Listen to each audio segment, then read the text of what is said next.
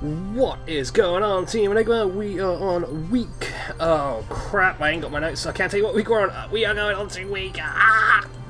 we're week 7 of the NPA, which is the National Pokemon Association. And this week we take on coach of the Minneosta Vikavolts, in aka Dan, aka aDrive, in what I feel has been was an incredible matchup. It was one of the coolest battles I've had all season.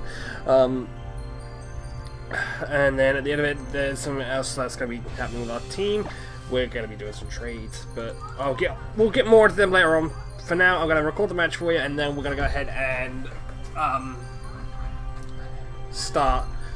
And then I'll move ahead, announce the trades, and then we'll wrap it up. But first, I want to say thanks to Dan for this week's match. It was awesome. On top of it, the team that we built for, we didn't really. There was one thing we didn't really expect going in, and we didn't really plan on Dragalge, and that was a bit of a pain in the butt. But the rest of it, I predicted fairly well that me and my coach and stuff, we predicted fairly well on his team. I believe we didn't think of Dragalge. He was gonna try and bring, I think possibly it was Vikavolt, you know, the mascot of his own team, because he's yet to bring that. So I thought this might have been the week he was gonna bust out, because we are very electrical. We're very electric weak, basically. But then again, we do have Emolga, so we could have brought Emolga, so maybe you thought about that. But yeah, I didn't predict Dragalge. We were more worried about, like, for example, a Scarf. I think it was like Scarf Necrozma, Barbaracle. We were very worried about him bringing a load of 9,000 Sand Slash as well. That was a big worry. So I'm going to start this video, and we will actually get things rolling.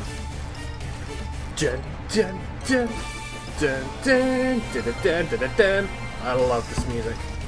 Flashbacks to being a kid, I tell you. So I'm going to lead with Mr. Miyagi. That way, if it's necessary, I'm able to pivot out depending on what he chucks out first. And he leads with a Adept, which is the Dragalge. And this is where I'm thinking, okay, I don't really have anything I can check Dragalge, so I think my best bet would be to U-turn, get a little bit of chip, get a small chunk of chip damage off. I know it does next to nothing, but it's some chip damage, and then in turn I can bring out around predicting the Sludge Bomb, which sadly I didn't, which wasn't the case. He just Draco'd us up, became -1 on his special, I think it was his special defense, it will tell us in a second. But yeah, Durant literally just gets bopped, which is kind of disappointing because I was really hoping for that Sludge Bomb. Then I go into my Crobat, which isn't the next bad move, because I want to try and scare him out a bit, which is going to happen anyway because he's at -1. And then he switches to Steve the Crocodile. To which I smartly decided I'm going to straight pivot out to waste that Intimidate, feeling that he was going to go to Crook, because I figured. And at this point, I'm really trying to figure out Dan's playstyle. Whereas me, we noticed that I have a habit of switching in now, questioning myself a lot. I've had a lot of confidence issues this season. But, like I said, I feel this was one of my best matches this season. So we're going to proceed forward. I switch into Mr. Miyagi and I just keep doing this U-turn dance. And get a nice crit there on Oxygen the Vaporeon. To which I saw no reason, go straight for my Manaphy.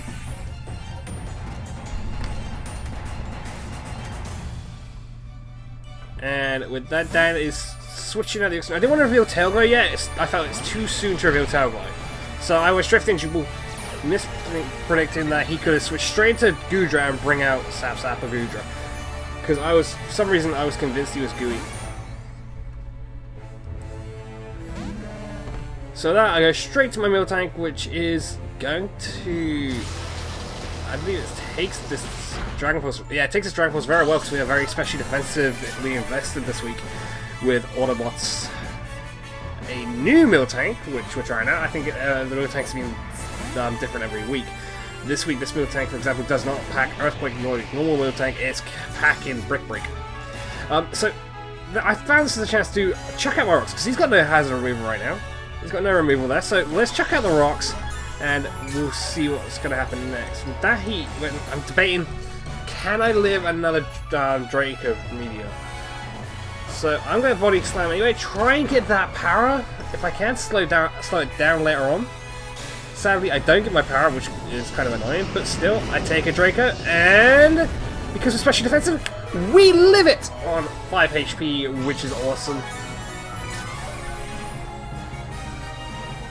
give me a chance to, while he switches out, to get a free milk drink out, because I want to keep Miltank healthy, because if I can get some powers off later on with that, with Body Slam and possibly use Brick Break or something, then yeah, we are going to be in a good position. So yeah, let's get, while he's switching into his Infernape, let's chuck on some milk drink, get some of that HP recovered back, because we're getting to the point in the end of it. And then I'm going to switch out fearing that close combat from the Infernape, but with that I go straight to Crobat thinking, okay, I can handle this. To which is actually good, he went straight for the U-turn, which does next to nothing to Nightwing.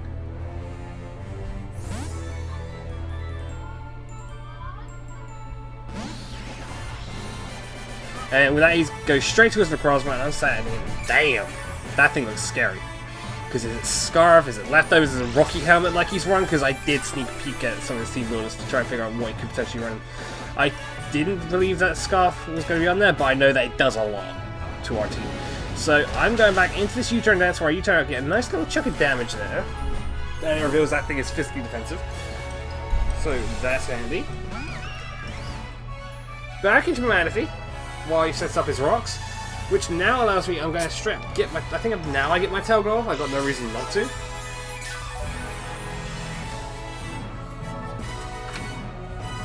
And get that little bit of setup so I can try to do some damage with it.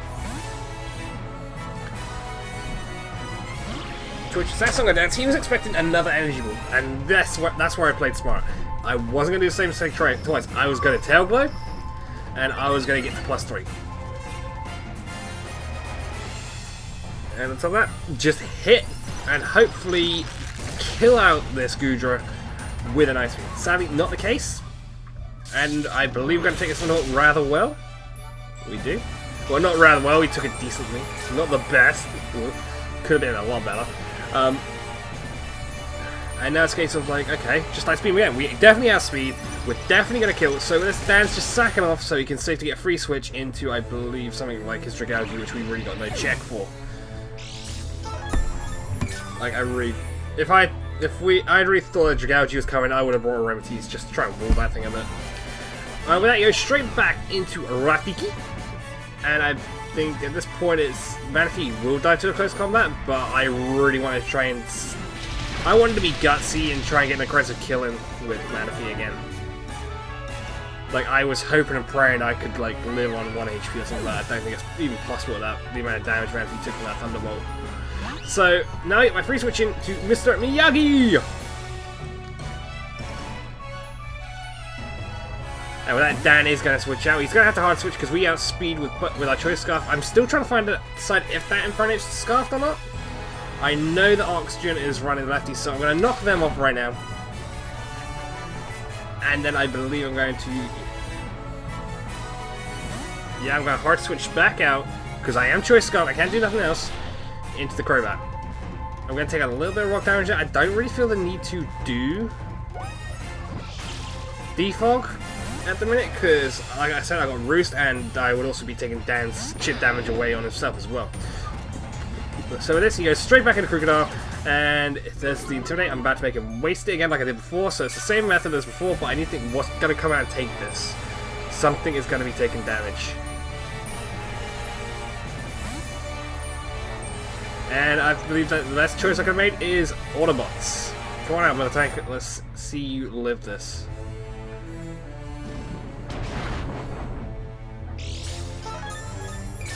And then he has speeds, and I believe that I'm praying for a miss. Now, like some of this match came down to me just hoping and praying RNG kicks in and makes him miss. Like this. Or like praying for crits, which sadly, this time, that Stone Edge didn't miss, which is annoying. Because I've heard in the GB8, Dan does not miss his Stone Edges.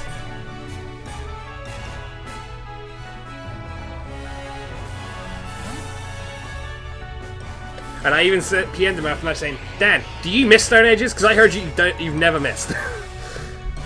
To which in comes Dragalge again, and I need to get like a quick kill on this thing. I don't know what I can use just yet, so I think I'll U-turn out safely. I think what's going to be taking a Draco, because something's going to be taking a Draco right now. But let's go Crobat. Crobat does have speed, and with that I can, I'll take some rock damage, but the Sludge will restore some of that. and I'm just going to start Brave Birding. I'm at the point now where, with Crobat, safest bet, Brave Bird Roost, and just start try to whittle this team down, get as much damage off as possible before Crobat goes out. So come on, Nightwing, prove to me your stuff.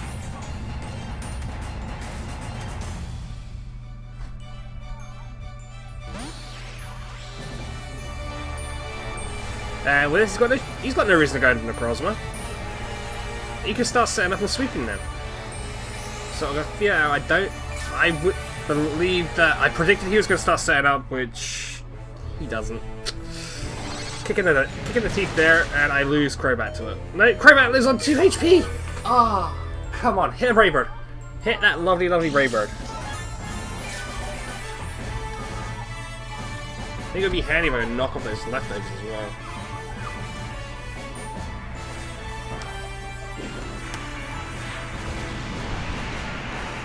To which I'm going to Brave Bird. It does a decent amount, but we also lose Nightwing. But in this case, he doesn't get that second Psychic off, which is good. We make him waste that Psychic. To which now I go straight into Mona, our Volcanion this week, which was supposed to run Bloom Doom, but me, like a freaking idiot, forgot the Z Crystal. I forgot to put that on. That's what I dislike about these Z Crystals, because you can't trade them when you get them genned up, you can't do anything. You have to put them on manually, it's annoying. So I'm once again disappointing myself for this, but at this point, my only play Stone Edge. All I can really do is Stone Edge while he bat and passes out. After the match, I did say to Dan I didn't have the Z Crystal on it, because I forgot to put it on. But he said that he built his Vaporeon to live Bloom Doom, but it wouldn't be cool to get that off. Because then it would have sacked it out, Ink would come, Crocodile, and then this is where things get a bit... things get a bit risky, because I have to start playing very aggressively and very risky very fast. If I want to try and win. If Mr. Miyagi can A, kill Crocodile, and potentially kill Necrozma, then there is a very good chance I can win. A very good chance. So, we obviously outspeed Crocodile. Crocodile drops. I did the calcs on this. If it was Scarf, we still outsped, which is good, because I believe it was Scarfed. And it comes across. This is where I'm praying for a crit again. This is like praying for crits once again, like a few weeks back. I'm praying this high jump kick crits and kills. If it crits, we win. No, we lose. Sadly, and we do not take this Psychic well. If we lived on like 1 HP, which is pretty much not gonna happen, we would have won. Like, I could have got off a second high jump kick, hoping not to have like missed and hit the ceiling. But like that, this was a this came down to the wire on Mr. Miyagi. If he had managed to get that crit and taken out Necrozma, boom, problem solved. And if I had prepped for that Dragalge coming, then we would have also been in an even better position, because I could try to bop it that early and taking that down. So, now that bit's done, let me tell you about these trades we're doing.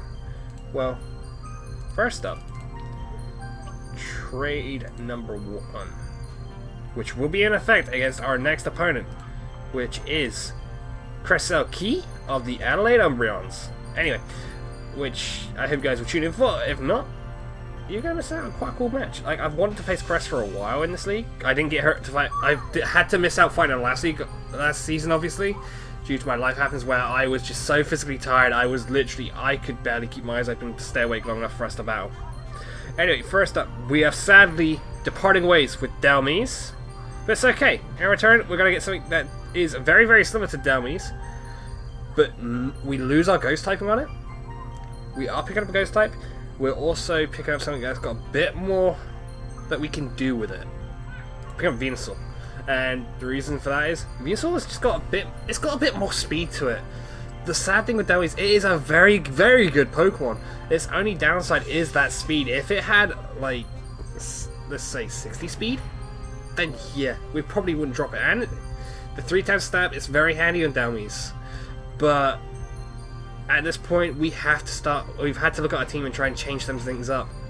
To which I feel switching up Downbeats for Venusaur is the right thing to do, because not only does Venusaur get access, gives us more poison protection, it also gives us that grass coverage as well. On top of it, it also gets us access to things like knockoff if we want to be sneaky and try and throw off our opponent, because knockoff Venusaur does that. Also chlorophyll, which also helps with our recovery in the sun. It's just better, and I can feel I can make it work better with Volcanion, for example. I feel I can make it work better with Manaphy. To me, it just feels like a better.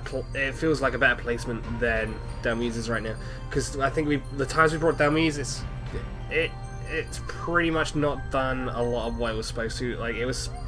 One week it was our rapid spinner. It didn't get really a chance to do that because of the stall that was going on with it, but it did nearly successfully take out Hitmontop. But I just feel it's time to try new things and try and figure this out, because it's time to change things up. Next, we're also going to be departing ways with our little electric type Emolga. Sorry, Emolgs, you tried. You really did try, but once again, it's the same sort of thing. Everything we tried with Emolga just hasn't come to fruition. Like the other week, we were supposed to Z Crystal Rain Dance, and then Manaphy was going to take the speed and boosted, and well, bypass the speed and the rain. The hydration would just help out from Toxic Stalling. Like, it just would have. Like I said, the stuff we've tried with it just hasn't worked out, which is kind of sad, because Emolga does have a very good pool if you know how to run it, and at this point I just don't feel I can comfortably run it anymore and try and get it to do what we need it to do. But in its place, so it's not a down note, this is a positive. To improve on that, we are also picking up Frostlass. Yeah, think how handy that would have been this week. Like, I could have spammed Hail and done a lot of damage with it, but you know, we had to wait, because I got the trading late, we had to wait a week, which I'm okay with. I understand why.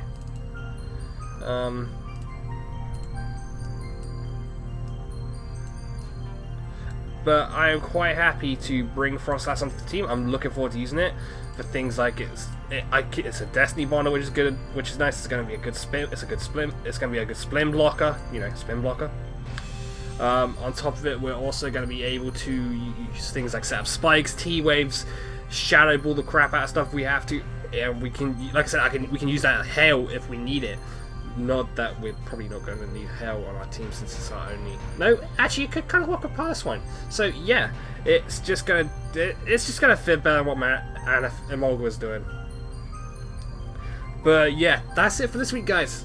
Tune in next week, and will Venusaur and Frostlass help us out? Will we break this second losing streak?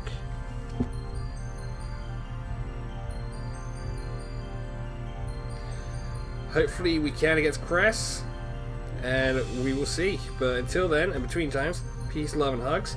Thank you for watching this video. Don't forget to go check out aDrive's channel if you probably haven't done so already. He's like the biggest Twitch Pokemon streamer on the planet, guys. Come on. And as I'm getting to know him, I'm finding him as a really, really good friend. So yeah, enjoy, guys, and I will catch you next week.